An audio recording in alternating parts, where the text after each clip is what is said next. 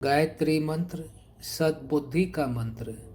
ओम भूर्भुवः स्वः तत्सवितुर्वरेण्यं भर्गो देवस्य धीमहि धियो यो नः प्रचोदयात्। आज की कहानी। मनोज अपने माता पिता का अकेला पुत्र था। उसके पिताजी जब सवेरे उठाते तो मनोज कहता, मेरी आंखें खुल गई हैं और मैं उठ रहा हूँ, लेकिन काफ़ी समय तक बिस्तर पर सोया रहता। जब पिताजी कहते, बेटा योगा कर, प्राणायाम कर, तो वह कहता, मैं अगले माह से जिम जाऊँगा। पढ़ने के लिए कहा जाता तो वह सोचता, अभी एग्ज़ाम में काफ़ी विलम्ब है, इतनी जल्दी क्या है। मनोज के पिताजी चिंतित रहते थे। एक दिन उन्होंने मनोज के दोस्तों को खाने पर बुलाया और उसके दोस्तों से चर्चा की। सुरेश, तुम क्या करते हो? तुम्हारी पढ़ाई कैसी चल रही है? सुरेश ने कहा, अंकल अभी एग्ज़ाम में काफ़ी समय है। मैं थोड़ा पढ़ता तो हूँ, लेकिन एग्ज़ाम के समय ज़्यादा पढ़ाई करूँगा। उसके दूसरे दोस्त महेश ने कहा, मैं योगा अभी नहीं कर रहा हूँ, लेकिन अगले माह से मैं जिम जाने वाला हूँ। मनोज के पिता ने उसके तीसरे दोस्त दिनेश से बात की। तुम्हारा भविष्य के विषय में क्या प्लान है? दिनेश ने कहा, मेरे पिताजी बिजनेस करते हैं और वह कहते हैं कि बेटा बड़े होकर के तुम्हें मेरा बिजनेस ही संभालना है, इसलिए अंकल मैं निश्चिंत हूँ। मनोज के पिताजी समझ गए कि मनोज के दोस्त भी अपने भविष्य के प्रति गंभीर नहीं है और उसका प्रभाव मनोज पर पड़ रहा है। उन्होंने मनोज को समझाया, लेकिन मनोज उनकी बात मान न सका। परीक्षा का समय नज़दीक आया।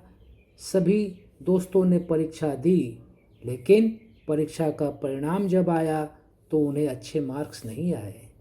मनोज और उनके दोस्तों ने सोचा, घर जाएंगे डांट पड़ेगी, इसलिए विद्यालय के बगल में एक पार्क था, वहीं रुक गए कि थोड़ा शाम हो जाए, रात हो जाए तब घर जाए, ताकि पिताजी सो जाए और डांट खाने से बच जाए। वो लोग पार्क में बैठे थे। तभी पार्क में कुछ घटना घट गई और पार्क में भगदड़ मच गई। मनोज और उसके दोस्त तो भाग निकले, लेकिन मनोज भगदड़ में फंस गया। उसे चोटें आई और चोट खाने के बाद वो घर गया। पिताजी ने देखा, उसे हॉस्पिटल लेकर के गए। वहाँ 2 दिन 3 दिन रहने के बाद मनोज वापस घर आया। उसे पछतावा हो रहा था कि उसने आगे बढ़ने का प्रयास पूरे मन से नहीं किया। अपने दोस्तों के प्रभाव में रहा और उसे परीक्षा में अच्छे अंक भी नहीं आए, चोटें भी खानी पड़ी, अस्पताल भी जाना पड़ा और उसका भविष्य भी अच्छा नहीं होने वाला है। वो बदल गया और अब सवेरे उठने लगा, योगा करने लगा, पढ़ाई करने लगा और उसने एक नियम बनाया, एक सूत्र बनाया, से yes to 1 and no to 99।